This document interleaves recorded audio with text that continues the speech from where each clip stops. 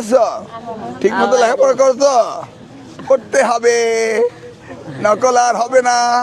আচ্ছা, আমাদের অনেকের মাথায় এসএসসি 26 আমাদের অনেকের মাথায় আসলে একটা প্রশ্ন ঘুরতেছে, সেটা হচ্ছে এবারের প্রশ্ন কি আসলে কঠিন হবে? কারণ আমাদের মাননীয় শিক্ষামন্ত্রী যেহেতু বিভিন্ন সংবাদ সম্মেলনে কথাবার্তা বলছে, নকল আর হবে না। নকল আর হবে না, তাই না, এরকম টাইপের কথাবার্তা বলতেছে। সেই জন্য আমরা সবাই ভয় পেয়ে যাচ্ছি যে আসলে এবার কি হবে, তাই না? এবার তো সিসিটিভি ক্যামেরা থাকবে সেটা আমরা জানি, বাট সিসিটিভি ক্যামেরা থাকবে তুমি যাতে ঘাড় ঘোরাতে না পারো, তাই না? বাট ঘাড় না ঘুরিয়ে তুমি তোমার নিজের খাতায় অ্যান্সার করবা এবং নিজের প্রশ্নটাই দেখলা, সমস্যা নাই, আশেপাশে কারা কি করতেছে দেখার দরকার নেই। বাট অনেকের মাথায় আবার চিন্তা আসতেছে, যেহেতু এবার পরিস্থিতিটা একটু ডেঞ্জারাস, তাই না, আগের তুলনায় মনে হচ্ছে যে একটু কড়াকড়ি বেশি হবে, তাহলে এবার প্রশ্নটাও কঠিন হবে কিনা। আমি বলছি প্রশ্ন নিয়ে আসলে টেনশনের কিছু দরকার নাই। বিগত 3-4 বছরে যেভাবে প্রশ্ন হয়েছে এবারও ওই সেমভাবেই প্রশ্ন হবে। প্রশ্ন যে ডিফারেন্স কিছু হবে তা না, এমনি ঠিক আছে একটু কড়াকড়ি হবে, হয়তো খাতা দেখাটাও একটু কড়াকড়ি হবে।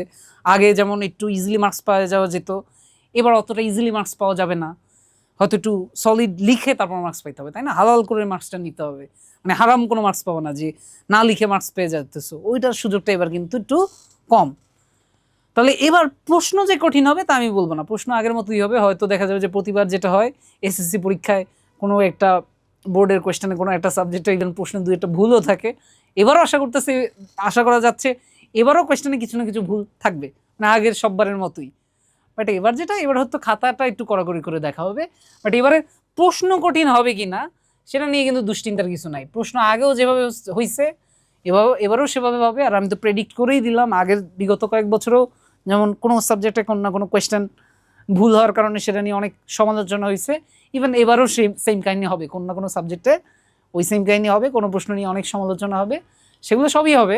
বাট প্রশ্নের যে ওভারঅল স্ট্যান্ডার্ড বা আগে যেরকম কঠিন হতো ওই একই রকমই হবে, মানে আগের মতোই হবে, খুব বেশি কঠিনও না খুব বেশি সহজও না। হয়তো কোনো বোর্ডে পার্টিকুলার কোনো একটা সাবজেক্টে একটু কম্পারেটিভলি ডিফিকাল্ট হতে পারে, বাট সেটা তো প্রতি বছরই হয়, তাই না? সবগুলো সাবজেক্ট তো একই রকম হয় না, দেখা যায় কোনো একটা সাবজেক্ট একটু ডিফিকাল্ট হয়ে গেছে, ওইটা হওয়ার চান্স আছে, এবারও হওয়ার চান্স আছে। বাট কখনোই সিচুয়েশনটা এমন না যে এবার আমাদের নতুন শিক্ষামন্ত্রী আসছে, সে সবাইকে ফেল করানোর জন্য অনেক প্রশ্ন কঠিন করবে, মানে এসএসসিতে এইচএসসি লেভেলের প্রশ্ন দিয়ে দিবে।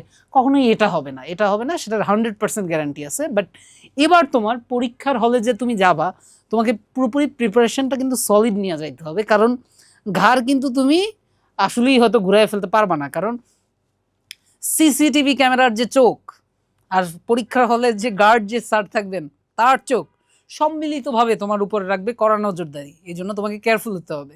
আর আরেকটা জিনিস তো আমাদের মাননীয় শিক্ষামন্ত্রী বলছি, নকল আর হবে না।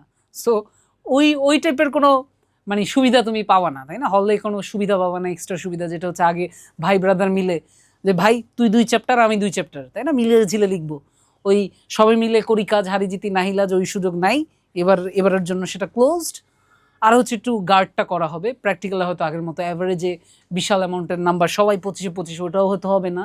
বাট এইসব জিনিসের ব্যাপারে আমাদের সতর্ক হতে হবে বা নিজের প্রিপারেশনটা ভালো নিয়ে যেতে হবে। বাট কখনো ভয় পাওয়ার দরকার নেই যে প্রশ্ন আসলে অনেক কঠিন হবে। প্রশ্ন আসলে কি হবে, আগের মতোই, আগের সেম স্ট্যান্ডার্ডই কোশ্চেন হবে, এত ভয় পাওয়ার কিছু নাই। সো সবাই পড়াশোনায় মনোযোগী হও, সময় খুব বেশি নাই, আমাদের সাথে তোমরা অনেক দিন ধরে ছিলা, আমরা অনেক আমাদের ইউটিউব চ্যানেলটা যদি যাই তোমাদেরকে কিন্তু অনেক ভিডিও আসলে আমরা দিছি এতদিন, অনেক ভিডিও আমরা দিছি। রিথিঙ্কার যদি তোমরা দেখো, মানে সব সাবজেক্টের ফিজিক্স কেমিস্ট্রি ম্যাথ বায়োলজি যেটাই বলি প্রত্যেকটা সাবজেক্টেরই কিন্তু আমরা প্রচুর কি দিছি, প্রচুর ভিডিও দিছি, তাই না? আমরা অনেকগুলো প্লে লিস্টও কিন্তু আমাদের বানানো আছে, তো তুমি এগুলো থেকে কিন্তু হেল্প নিতে পারো শেষ মোমেন্টে, তাই না?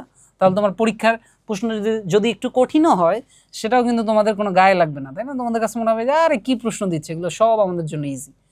সো বেসিক্যালি তুমি একটু আমাদের চ্যানেলটা থেকে কিন্তু পড়াশোনাটা যদি কোনো গ্যাপ থাকে সেটা কিন্তু তুমি এর মধ্যে কি করে ফেলতে পারো, কাভার করে ফেলতে পারো। সো সবাইকে পরীক্ষার জন্য শুভকামনা, খুব বেশি সময় নেই, একদমই সময় অপচয় করা যাবে না, সবার জন্য শুভকামনা। আল্লাহ হাফেজ, আসসালামু আলাইকুম।